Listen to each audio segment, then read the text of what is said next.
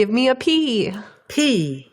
Give me an H. H. Give me a B. B. What do you say? Hey! Give me a P. P. Give me an H. H. Give me a B. B. What do you say? Hey! Hey! Welcome to Promote Her Business, online, offline, all the time. My name is Josephine Hannon, but you can call me Jose, and I am the founder and chief promoter of Promote Her Business, and I'm also your host for the entire Promote Her Advantage series. At Promote Her Business, we believe that if you want to have the ultimate promotional advantage, you need to do what others don't so you can get what others won't. That's so important. I'm going to say it again. You need to do what others don't so you can get what others don't. And one way to gain the ultimate advantage this year is to budget for marketing success. And yes, that means you need to put a budget down on paper that you can look at, even if you don't like looking at your numbers. Ladies, gaining control over your numbers is a big deal. The reality is you can't be the captain of your business and steer your ship and steer your team if you don't know what direction your business is going. And that is what your marketing budget and your numbers tell you. Now, in our last interview, Doreen Milano, the CEO of Visions to Excellence, also known as Profit Genie, told us that in her past 40 years of business, many things have changed. But women running away from looking at their numbers has not. Listen, you can either cover your eyes and hide from your numbers and have them control your life, or you can take control of your numbers, no matter which way they're heading. Really, the choice is up to you. Ladies, it's time to get control over your numbers and get serious about making this year your best year. I know what PHB is rooting for you to do, and I hope you're rooting for you too. So let's do a quick recap. From a marketing perspective, there are two key pieces to getting in control of your numbers. One is working on your budget, which we discussed last time, and two is learning how to have your budget work for you, which is what we're going to be discussing today, a very exciting, important, and relevant topic. If you haven't listened to part one of this series or looked at the Advantage spreadsheet, which we sent you, it's an Excel spreadsheet, it's a must. So after listening to this, please go back and do your Advantage assignment. You can't get your budget to work for you if you don't have a budget to work with, right? Makes sense? So the purpose for today's interview is that we are going to really focus on making sure that you're able to have a budget that works for you, not only a budget you work on. And in order to do that, we're going to assume three things. We're going to assume that you have a business plan or what your business goals are and who your market is. Two, we're going to assume that you have a marketing plan, and that's how you're going to reach your market so you can achieve your business goals that were established in your business plan. And three, in order to talk about working on your budget, it's important that we assume that you have a marketing budget to work with. And maybe it's not perfect, maybe it's not something you have 100% faith in, but at least you have something to work with, which is based on your marketing and business plan, as well as your spend sheet, which we talked about last time, and what you learned from last year's budget about what's working and what's not working. Or if you don't have those numbers, then it's important that you at least have a projection if you are a new business. So once again, if you don't have those three pieces, business plan, marketing plan, and marketing budget, then go ahead and listen to the last interview. And if you want to have another pair of eyes on your budget, we're going to talk about an exciting way that you can have us look at it and also help the community at the same time, but we'll get to that at the end, so stay tuned. Okay, so let's move on to the fun part. Now that you have your marketing budget down on paper, how do you get this budget to work for you? Specifically, what we're going to focus on today is talking about overspending, underspending, the key terms that you need to use, and really how to think about optimization in context of your budget. Now, if other entrepreneurs knew what we were about to cover, they would be drooling because it is very uncommon to formally learn how to have your marketing budget work for you from someone who has coached major companies on their marketing and sales, who has also been the CFO, CEO, and controller herself. This amazing woman that we're going to interview today has a 40-year track record of success. And her last interview was so impressive that we are asking her back for an encore. So you're going to want to hear every single word from this guest. So make sure you go to a quiet place, grab a pen, and get ready to take some copious notes. And with that, please help me welcome Doreen Milano, the CEO of Visions to Excellence. Some call her the Queen of Turnaround. Others call her the Profit Genie. I call her the most needed person for women entrepreneurs to get ahead today. So Doreen, are you there? I'm here, and thanks for having me, Joes. It's a pleasure. Fantastic. Well, let's just jump right in. And the first question for you, since we're talking about the difference between working on a budget and having your budget work for you, is really what is the difference between having, in terms of working on a budget versus having it work for you? Well, working on your budget is really about creating your path to the financial goal that you want to achieve. Having a budget work for you means utilizing your budget as a tool to help you set your goals and make sure the goals and the tool are in alignment. Having your budget work for you means you can then manipulate how you spend your money and what you spend your money on as long as it is in alignment with the bigger picture and the goals that you have set and you want to achieve for your company. A great example is from one of my clients who was in the supply business, who had their budget put together, and when he got to the end, the net number was not where he wanted it to be. So we did some analysis on what he was spending his money on and found he was very conservative on his spend. In other words, he wasn't overspending on anything. However, the bigger problem is that he did not create enough revenue streams that were strong enough to support the business. Now, to let you know what a revenue stream is, let's take, for example, imagine that I'm an insurance agent and I only sell life insurance, just life insurance, nothing else. In a lot of markets, that's not a strong enough revenue model.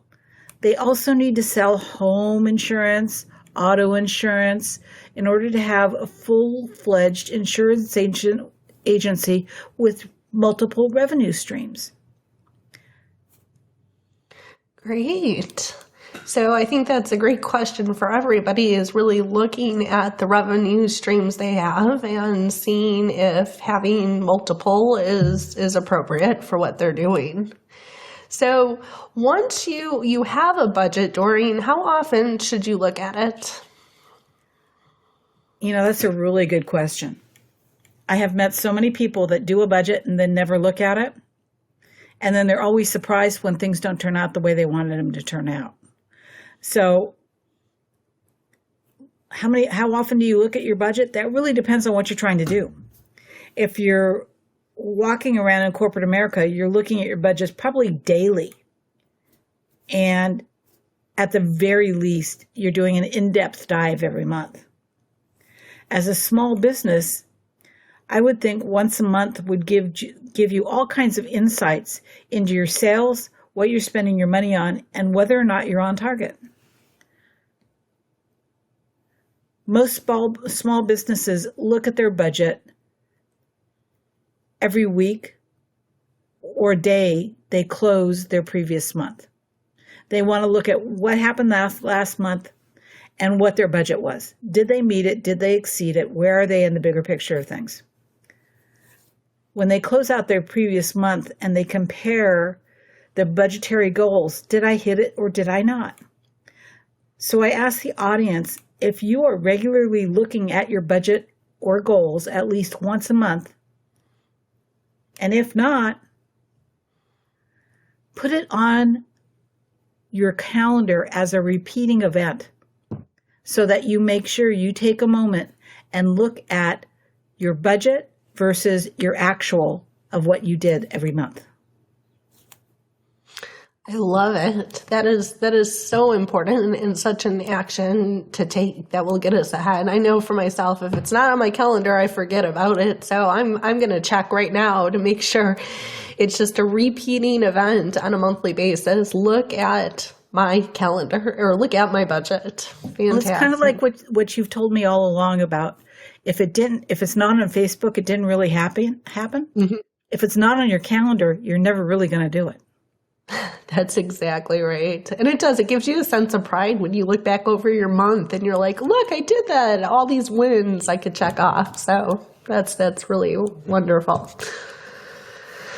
So Doreen, can you tell us, a lot of us in the promoter business community, we're not experts on, business terms or financial terms. So can you tell us the most relevant terms to know when getting your budget to work for you? Well, having your budget work for you, you have to have some specific elements you want to analyze on a regular basis. And in doing analysis, that means you're taking a deeper dive, deeper look at those numbers, how they came to be, and what they represent. Now, we understand that many of the relevant terms when we talk about budgets, people understand some of those things. There's a level of awareness we all have. So I'm going to choose two relevant terms when it comes to company budgets. One is market share, and the other one is the net to gross calculation. First, let's discuss what market share is. Market share, which can also be added to the promotional dictionary that you're building. Market share is a percentage of the market you and your company hold in a geographic area. What many small businesses don't realize is that they can calculate their market share even if they're not a big company. Let's say you have a company that provides marketing services, like PHB does. Then all you need to figure out in your market share is to determine the total number of possible clients in your geographic area. For example, to keep it simple, let's say there are 100 businesses in San Jose that need market support. If you have 5 clients, then you have 5% of the market, and you have 5% market share. Does that make sense? Yes. Thanks for making that really simple. The second relevant term to know is net to gross, which is a specific calculation. That means that you get to your gross, which is your total number of sales, minus your cost of sales equals your gross profit. If you're a marketing company, that's all the sales that you had minus your cost of production would equal your gross profit. Now, to get to your net, you take your gross profit and you subtract out all your expenses, such as your car expenses, your insurance expenses, your telephone expenses, etc., etc. That gets you your net number. Your net to gross calculation is the percentage that your net profit is of your gross profit. The calculation percentage should be about 30% or more. Don't worry if this is a lot of numbers to calculate in your head right now. Joe's can have PHP send out the equation so everybody can plug their sales numbers in. All they need to write down for right now is 30% is a great rule of thumb. When you're a startup, it's going to be less. As you get more established, it's probably going to hit that 30% number. Or if you're really conservative on how you spend your expenses, it could be a lot higher than that. Perfect. And I like how you're telling us based on people's stage of business too, which is definitely a factor. So Doreen, if you're looking at your budget, how do you know if you're growing your sales? That's a really good question. Many people know that they're growing their sales when they look at their bank account and it grows. However, the problem is in growth mode, sometimes your expenses are growing faster than your sales grow. So you have to pay attention to sales growth specifically. And for that, we look at market share and close ratio. Close ratio is the total number of leads you have versus the number of sales you closed. Your close ratio will be affected by several considerations. So as I'm saying them, I want you to think about which considerations apply to your marketing and sales. Do you have warm or cold leads? Or maybe both? Do you have qualified or unqualified leads? Where are your leads residing in your funnel? And are your leads referrals or are they purchased or both? Look carefully at how you classify your leads and where they are located in your funnel to improve your close ratio. Once again, we can put the close ratio considerations in your promotion dictionary so you can see how it applies to your specific marketing and sales situation. Wonderful. And what's the best way to look for trends? Well, the big picture is to look at your monthly financial statement for the year rolled into a spreadsheet for analysis. And there's a difference between looking for marketing trends versus the health of your business trends. On the marketing trend side, make sure each marketing piece has a goal for X number of sales or X number of customers or X number of appointments. You have to be able to measure what you're doing and the results that you're getting. Look for the shifts in market share. Look for dips and spikes in your close ratios. On the health of your business trend side, you'll be looking at your net to gross calculation. You will also look at growth of net profit and year-over-year growth in sales. Doreen, I think we lost you for a little bit of the marketing trend side. Can you repeat what you said after having a grasp of what your number of sales, number of customers, number of appointments are? Well, you need to use that information to help you determine the value of the marketing piece. Another element to look at is the shifts in your market share. And then look for dips or spikes in your close ratios. Perfect. Thank you. So when you're looking at your marketing budget, how do you know if it's working? Well, you need to set up parameters on what you want to see. Are you looking for 5 new clients this month or 25 clients? Understand the difference between marketing high-level activity versus engagement and having people actually talk to you. So when you say engagement, you're meaning to break down engagement into both online conversions and offline conversions? Absolutely. Your goal is to take it from online. Your goal is really to take it from online to offline and measure both so you know if your spend is working. Now, is there such a thing as underspending on marketing? Oh, wow. From the perspective of the results you're looking for and the client acquisition cost, there is definitely underspending you could be doing and not getting the results you want. If you have a momentum going and you stop spending, you can negatively affect the momentum you have. The reality is if someone is looking and they don't see you, they're going to keep looking until they find someone else. Also, if you haven't done the CAC Advantage assignment from the last interview, I highly recommend that you do it because it's a key analysis tool for targeted marketing.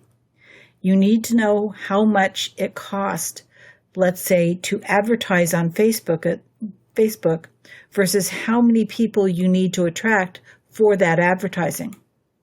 If you can't spend the amount you need to get the number of people you want, you have slower growth, and you'll need to look at other advertising methods and tools. That makes sense. So how do you know where to cut costs? Well, that's always a very in-depth question, but let's see if we can simplify it a little bit. If you don't have a budget, you have no clue. And when a company gets into trouble, usually the first thing they cut is employee expenses, such as cuts in pay, layoffs. Oftentimes, those solutions are not the best solutions. Your best solution is to look at productivity.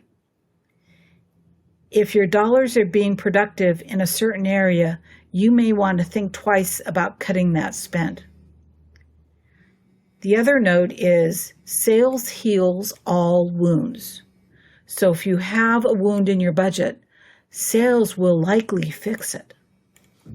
I love that. Sales heals all wounds. I will keep that as one of my mantras for sure, before just jumping right into making cuts other places. Really powerful point. Thank you, Doreen. So how much can you budget, and looking at your ROI, how much can your budget and looking at your ROI really help you forecast the future?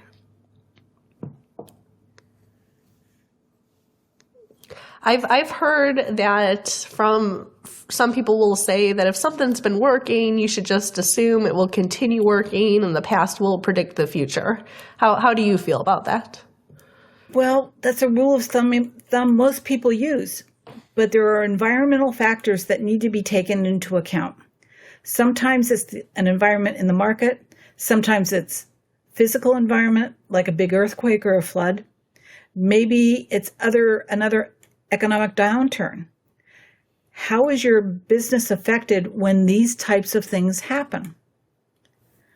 So how do you account for the unknown?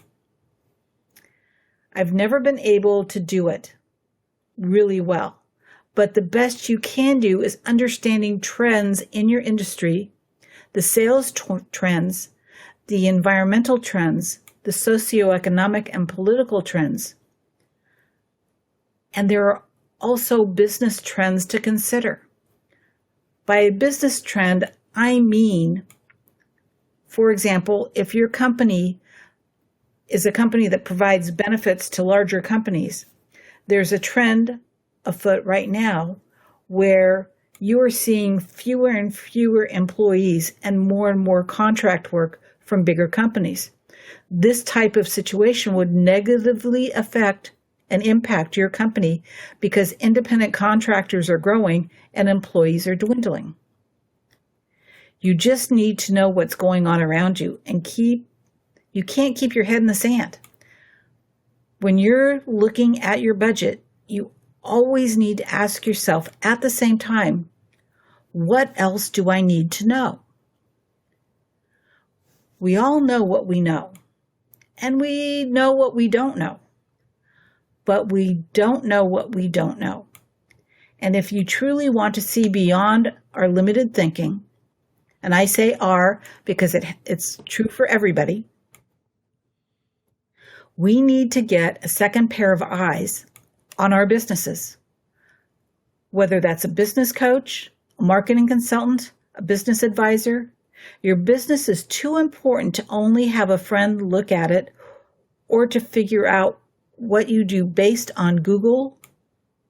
I see a lot of people that over-rely on faulty information when they're planning the future of their business.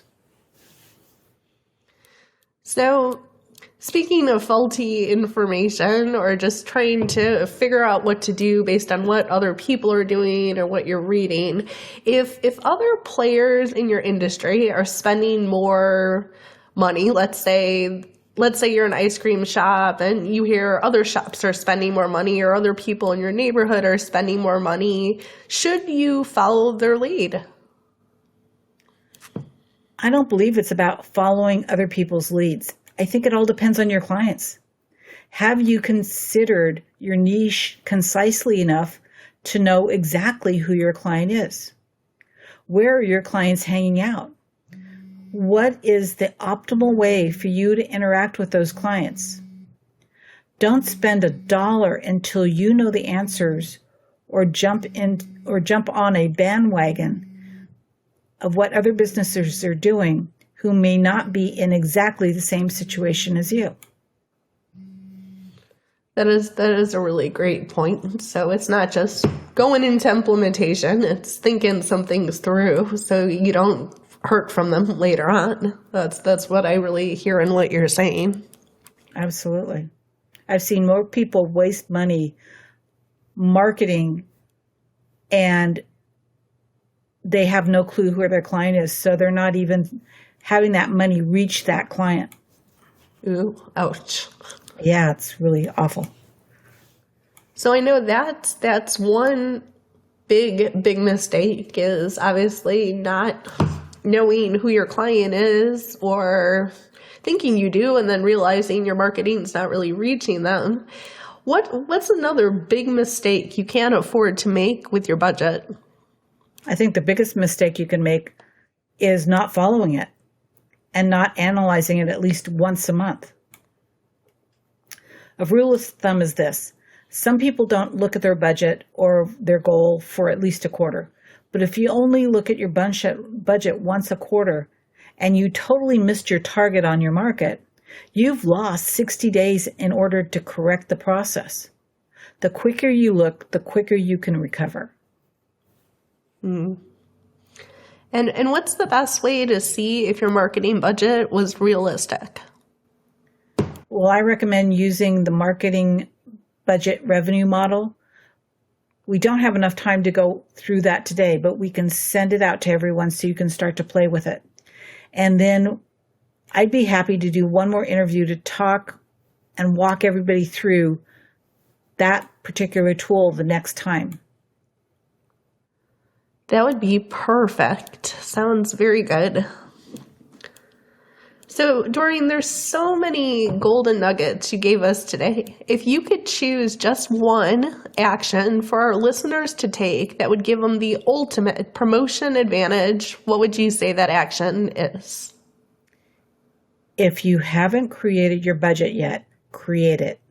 And if you have created your budget, review it with your actual numbers from last month. Feel free to listen to this interview as you go through and pay special attention to this interview to understand your close ratio, your net to gross calculation, and think about your market share and how it affects the strategy that you're implementing in your business. If you want us to give special attention to your budget, send it in and we will choose one budget out of all the submissions and use it as our test case for our next interview. Don't worry, we won't tell who the budget belongs to.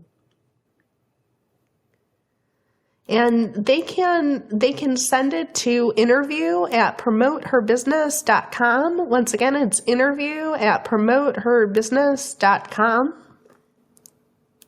I think that's fabulous. Great. And I think this is such an opportunity. I know sometimes people get a little squirmish about their budget and sending it to other people, but this is really an opportunity for having another expert pair of eyes on it and having us walk through your budget so that the whole community can learn from your experience as a real business owner.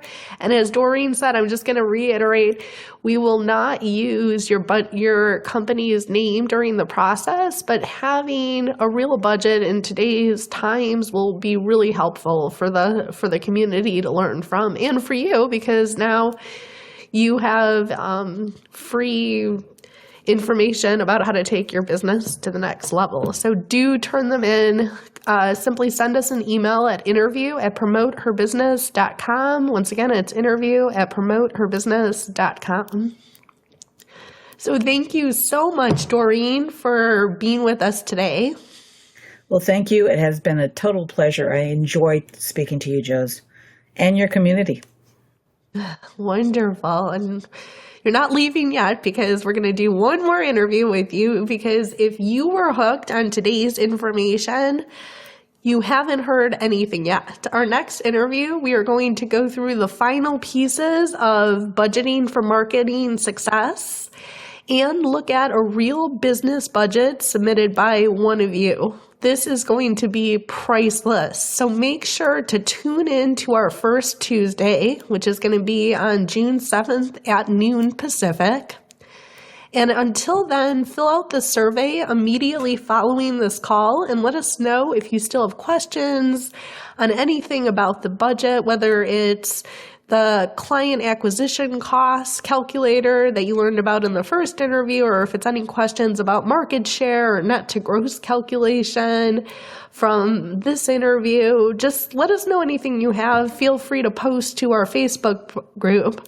And the other piece is, do fill out this survey, because you will have a chance to win a 60-minute Make a Difference consult valued at $600. Every quarter we choose a winner. So fill out the survey.